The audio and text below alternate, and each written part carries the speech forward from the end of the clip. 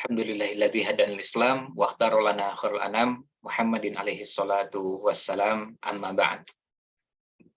Alhamdulillah ada kesempatan di eh, siang ini kita bisa sama-sama hadir dan melanjutkan kembali kajian kita dari kitab Tahdzibus Sirah An-Nabawiyah, buku karya Imam Nawawi rahimahullah taala.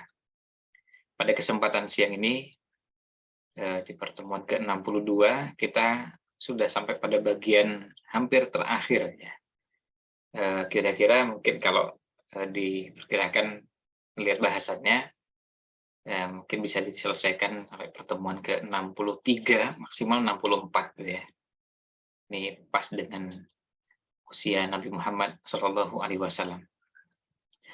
Nah, pembahasan terakhir dari buku ini sebelum penutup adalah pembahasan tentang kekhususan Rasulullah Shallallahu Alaihi Wasallam.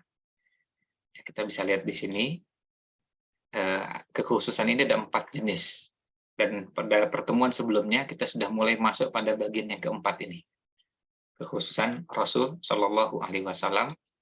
Jadi pada bagian yang keempat, ad-darbu ar-rabi',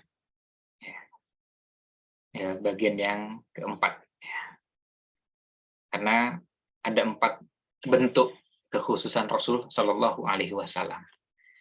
Nah, kita lihat di sini yang keempat adalah makhtasso bihi ya, Shallallahu Alaihi Wasallam minal fadaili wal ikram.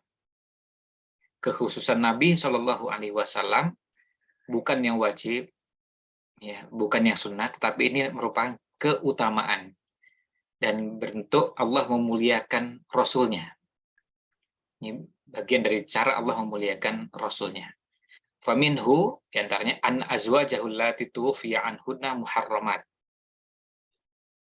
Bahwa istri-istri Nabi Shallallahu Alaihi Wasallam, di mana ketika beliau wafat, ya, beliau atau istri-istri ini adalah statusnya sebagai istri Nabi Shallallahu Alaihi Wasallam, itu muharramat, semuanya haram ala ghairihi, untuk selain Nabi Muhammad Shallallahu Alaihi Wasallam. Maksudnya diharamkan untuk dinikahi abadan, selamanya. Nah, jadi artinya semua istri Nabi Shallallahu Alaihi Wasallam tidak boleh dinikahi setelah wafatnya Rasul Shallallahu Alaihi Wasallam. Wa fi man faraqaha fil hayati aujun. Tetapi untuk istri yang sempat Nabi SAW pisah dengan yang bersangkutan ketika beliau masih hidup, ada beberapa pendapat. As-sahhuha, yang paling sahih kata Imam Nawawi, adalah tahrimuha, haram, sama dengan yang lain. Jadi maksudnya juga sama, tidak boleh dinikahi oleh orang lain. Wa huwa nassus Syafi'i rahimahullahu. Inilah yang disampaikan dan ditegaskan oleh Imam Syafi'i fi ahkamil Quran. Imam Syafi'i rahimahullah ta'ala menegaskan ini dalam ahkamul Quran. Wa bihi qala Abu Ali ibnu Abi Hurairah. Ini juga yang diungkapkan oleh Abu Ali ibnu Abu Hurairah. Di qaulillahi ta'ala, dasarnya adalah firman Allah ta'ala, wa azwajuhu ummahatuhum, dan istri-istri Nabi Shallallahu Alaihi Wasallam adalah ibunya orang-orang beriman. Ini juz'un minal ayah sadisah surat Al-Ahzab. Ini bagian ke-6 dari surat Al-Ahzab. Jadi surat Al-Ahzab ayat ke-6 itu ayatnya agak panjang, tapi potongannya adalah wa azwajuhu ummahatuhum.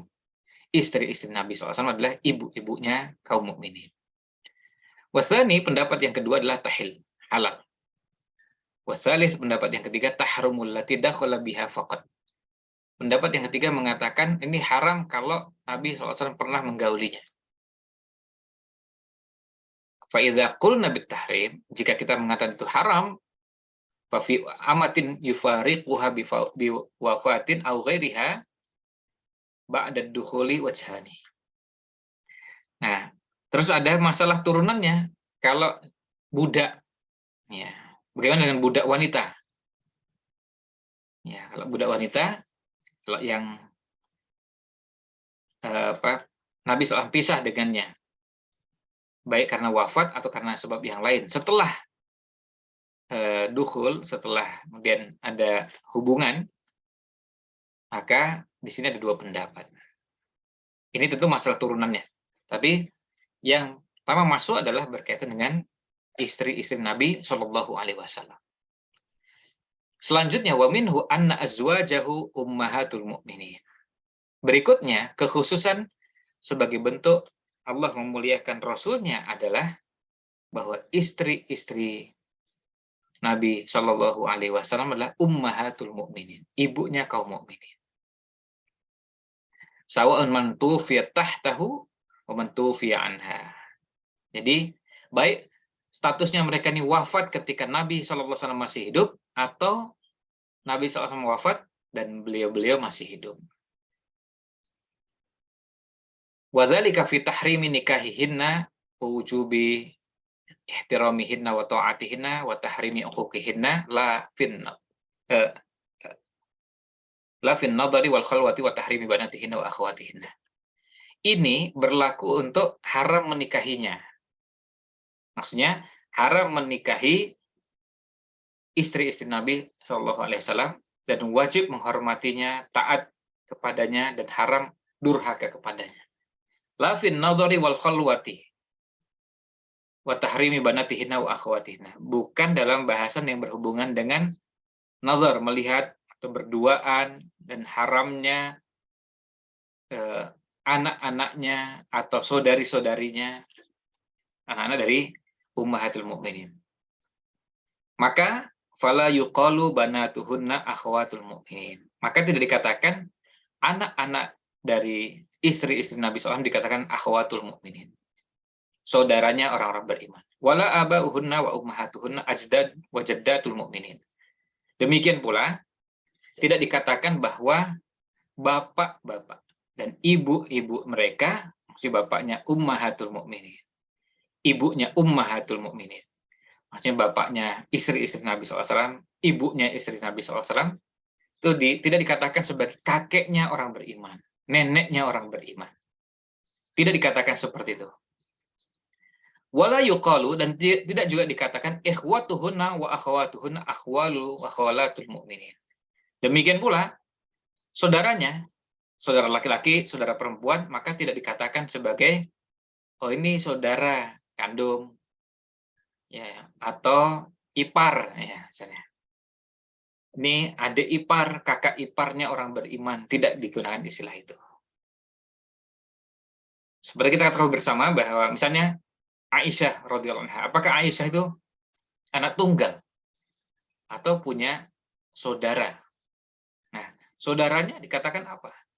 Ya, tidak dikatakan dengan ungkapan bahwa ini saudaranya orang-orang beriman. Karena tadi istri Nabi SAW dikatakan sebagai ibunya orang beriman, maka tidak dikatakan bahwa berarti saudaranya, oh berarti pamannya ini, pamannya orang beriman, ya, bibinya orang beriman. Nah, tidak begitu. Nah, kemudian waqala ba'du ashabina, sebagian ulama di mazhab kami, kata Imam Syafi'i, yutlaqu ismul ikhwati ala banatihinna. Digunakan istilah ikhwah untuk anak-anaknya. Wa ismul khawlah ala ikhwatihinna wa akhwatihinna. Dan digunakan, ini pendapat sebagian ulama di mazhab Syafi'i, ini istilah untuk anak-anaknya berarti ini masuk ikhwah, masih saudara. Kemudian untuk apa? Jadi ikhwah dan akhwatnya, ya, saudara laki-laki dan saudara perempuannya, ini digunakan ya istilah akhwal, qalah, ya. Wa hadza dhahirun nass Syafi'i rahimahullah. Ini yang bisa dipahami dari pernyataannya Imam Syafi'i rahimahullah fi Mukhtasar al-Muzani, dalam Mukhtasar al-Muzani. Nah, ini kemudian berikutnya, wahal kunna ummahatul mu'minin wal mu'minat, apakah istri-istri Nabi Shallallahu Alaihi Wasallam dikatakan ummahatul mukminin wal mukminat, ibunya orang-orang beriman laki-laki dan orang beriman perempuan, fihi wajhani li ashabina. Kata Imam Syafi'i, maaf, kata Imam Nawawi, ada dua pendapat di kalangan ulama di mazhab kami, mazhab Syafi'i. Asahhuhuma, yang sahih bahwa tidak. Bal hunna ummahatul mu'minin dunal mu'minat. Tapi mereka adalah ummahatul mu'minin, ibunya orang-orang beriman, tapi bukan ibunya orang-orang beriman perempuan. Jadi orang beriman laki-laki, karena ummahatul mu'minin, bukan ummahatul mu'minat.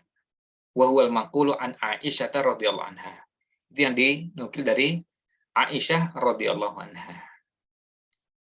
Bila binaan ala hadzal alal madhhabil mukhtari li ahli usul, ini berdasarkan ada mazhab yang dipilih di kalangan ulama usul fikih, annan nisaa la yadkhulna fi dhamirir rijal, bahwa perempuan itu tidak masuk kata ganti atau dhamirnya laki-laki. Nah, ini berkaitan dengan penyebutan apakah digunakan istilah ummahatul mukminin saja atau ummahatul mukminin wal mukminat. Nah, tapi diberi catatan kaki di sini, sedangkan pendapat jumhur bahwa ummahatul mukminin itu masuk dalamnya adalah mukminat, bahwa istri-istri Nabi Shallallahu Alaihi Wasallam adalah ibunya orang-orang beriman, baik laki-laki maupun perempuan. Karena dhamir yang berlaku untuk laki-laki asalnya berlaku untuk semuanya selama itu bukan kekhususan.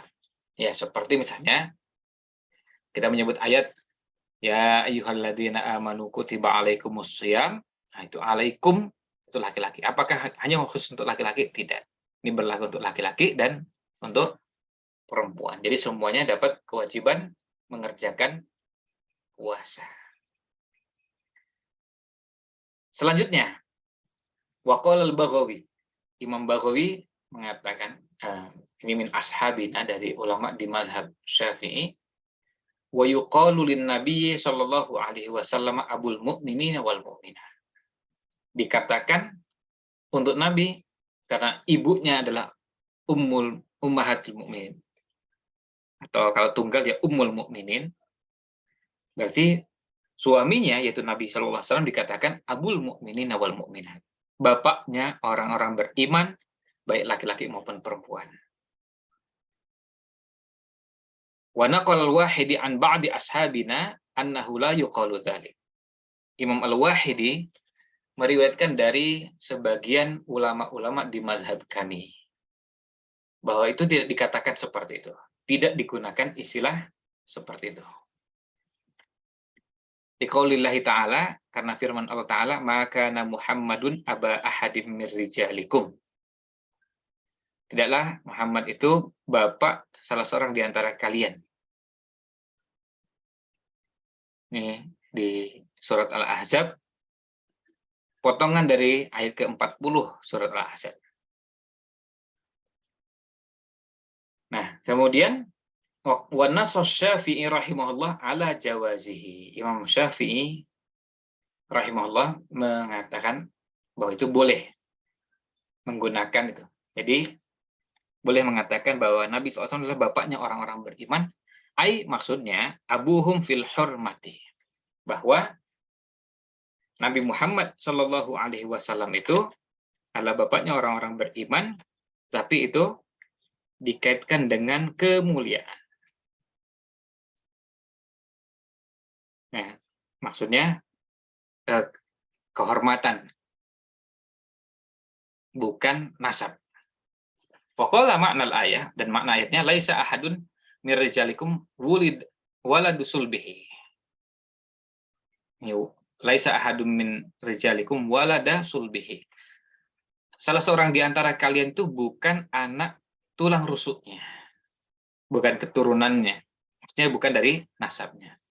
Wa fil hadis sahih fi sunani Abi Dawud wa ghairihi anna Nabiy sallallahu alaihi wasallam qala innama ana lakum mislul walid. Sesungguhnya saya ini bagi kalian adalah seperti orang tua. Qila fis syafaqati. Ini maksudnya adalah dalam kasih sayang,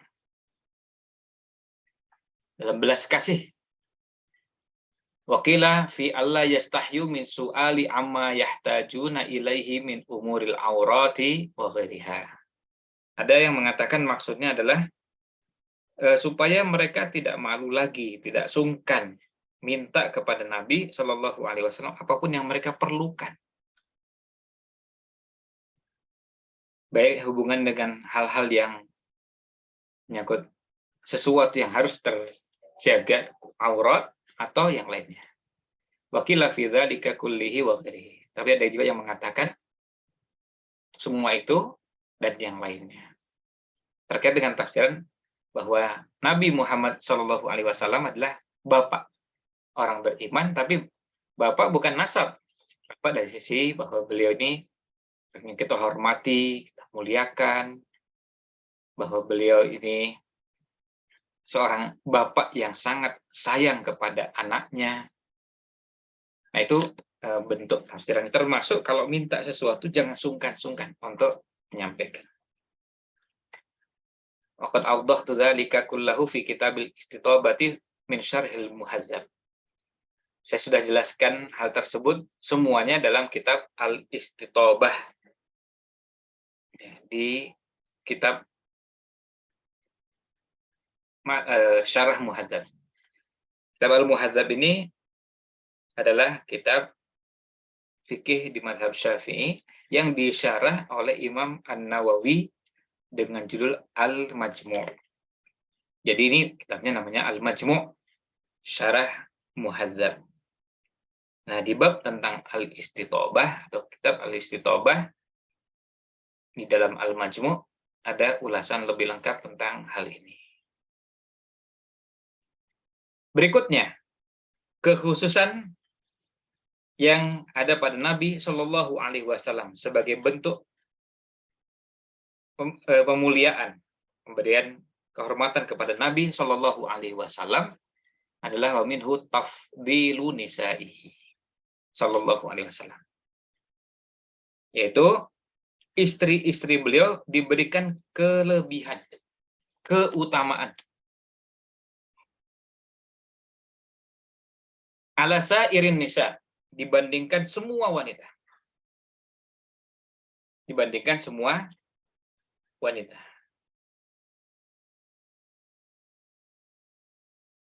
Wa ju'ila thawabuhunna wa iqabuhunna bi'afaini, dan pahala yang akan mereka dapatkan itu dilipat gandakan sebagaimana hukuman, siksa juga dilipat gandakan. Jadi dilebihkan dibanding semua wanita yang lain, tetapi dengan dua bagiannya. Kalau pahala dilipat gandakan, tapi juga kalau dosa dilipat gandakan dan disiksa dengan dilipat gandakan. Wa tahrimu su'alihinna illa min wara'i hijab. Dan haramnya meminta kepada mereka, bertanya kepada mereka, kecuali dari balik hijab. Wa yajuzu fi ghairihinna musyafahatan, dan boleh untuk selain istri Nabi SAW boleh disampaikan secara langsung. Nah, terkait dengan hal ini, yang memberikan ta'liq sini, memberikan komentar di sini bahwa as-shawabu anna ghairahunna ma'murun bil hijabi aidan. Minhu sitrul wajhi wal kafaini li umumi qaulihi sallallahu alaihi wasallam al mar'atu auratun.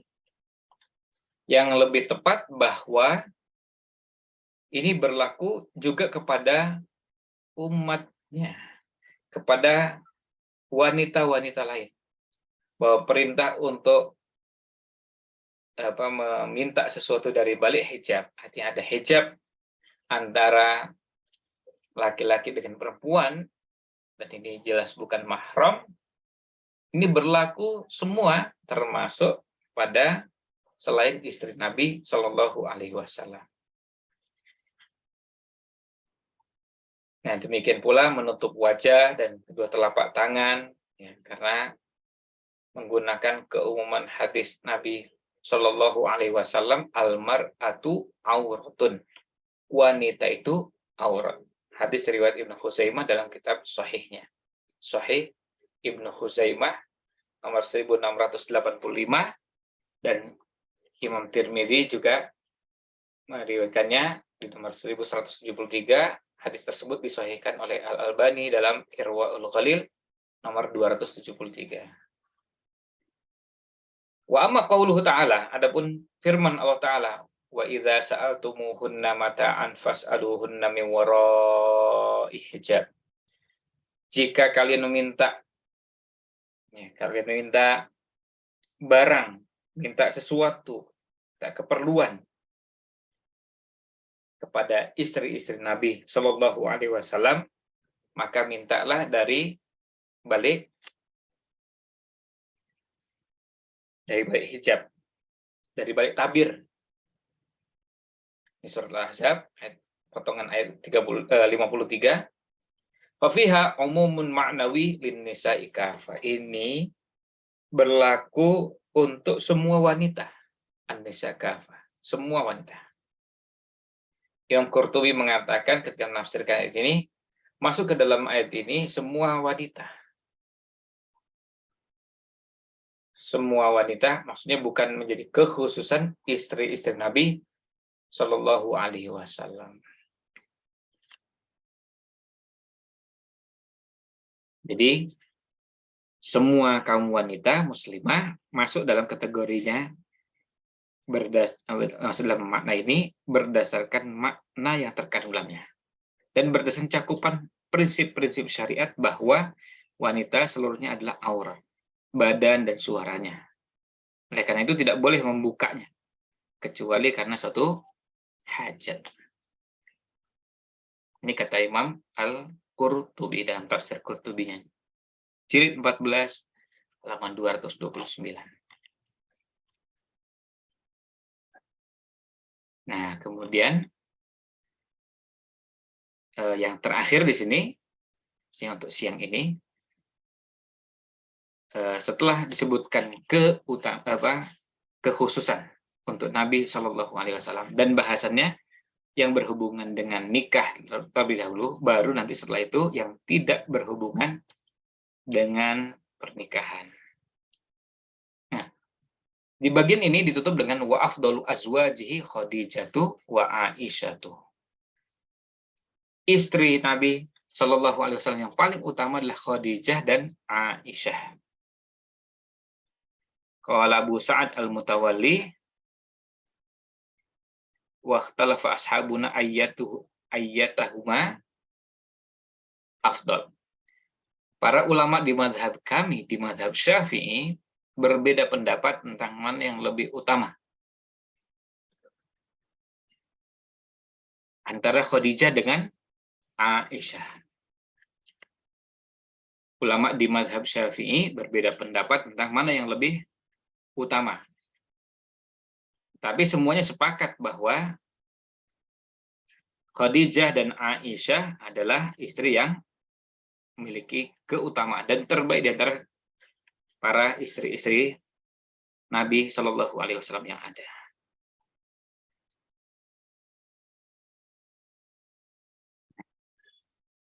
Ini kekhususan yang diberikan kepada Nabi Shallallahu Alaihi Wasallam, tapi berhubungan dengan fadail dan karaib, berhubungan dengan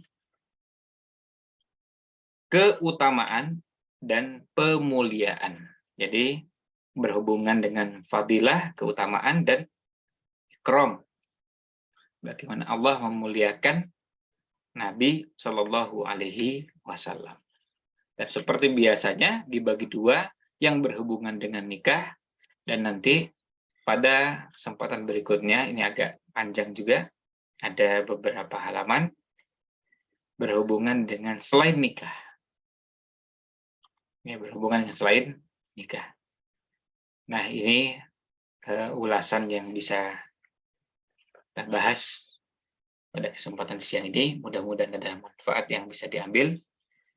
Mohon maaf jika kurang berkenan. Wallahu a'lam.